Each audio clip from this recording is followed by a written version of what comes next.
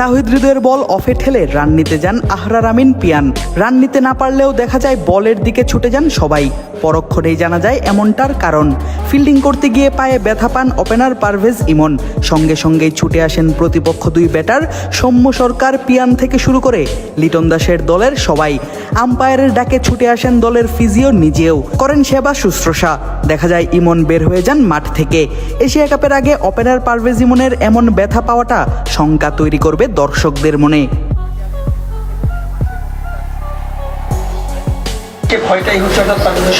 জুতা খুলে হাতে নিয়েই ফিজিওর সঙ্গে সঙ্গে হাঁটতে হাঁটতে মাঠ থেকে বের হয়ে যাচ্ছেন পারভেজ হোসেন ইমন। এশিয়া কাপের আগে ইমনের এমন ব্যথা পাওয়াটা শঙ্কা তৈরি করবে বাংলাদেশের দর্শকদের মনে। দ্রুত সুস্থ হয়ে উঠবেন এই ওপেনার, এমনটাই থাকবে সবার প্রত্যাশা।